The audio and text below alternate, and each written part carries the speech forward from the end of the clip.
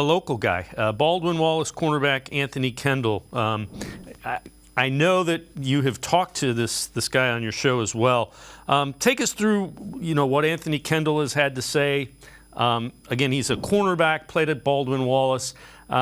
Before anybody dismisses this, several years ago, there was a guy named London Fletcher that was going through the same process, ended up signing with the LA Rams. It was the St. Louis Rams at the time, had a 13-year career playing linebacker in Washington. So these things can happen, but a developmental guy. Take us through what you heard from Kendall.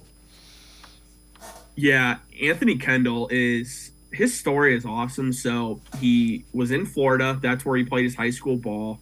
And Florida doesn't have a lot of D2 and D3 colleges. That's just not the type of football they have down there. And Baldwin Wallace actually came to scout him. So the coaching staff heard of Anthony Kendall. They liked what he saw. They met with him multiple times, and he went to Baldwin Wallace.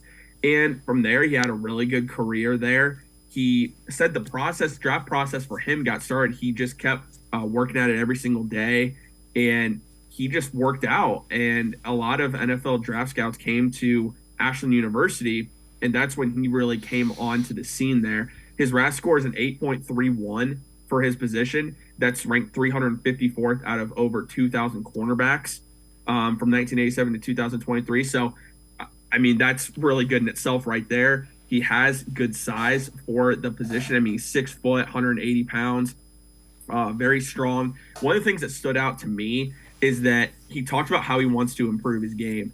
He said he wants to turn those passes that were deflections. I think he said he had 13 pass breakups. He wants to turn those into interceptions. This is a kid that you see him coming from a D3 school. You can't help but root for these guys, especially a local product like this. He has 4.4 speed, and what's intriguing about Anthony Kendall, as far as like his potential with the Browns, he said he has met with the Browns 3 separate times. I believe I actually posted that video clip on Twitter because that was really interesting to hear. He met with them at Ashland, he met with them at Toledo, and he met with them, I believe, and he said Youngstown.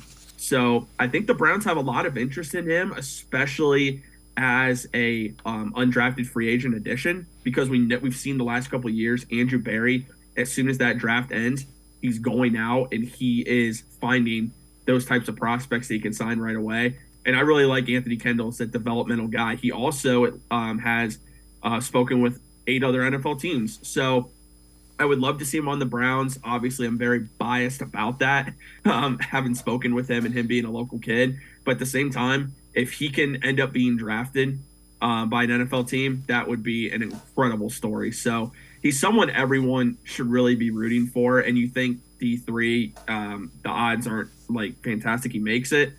But we also saw D'Anthony Bell and where he came from for the Browns being the first UDFA to make the roster.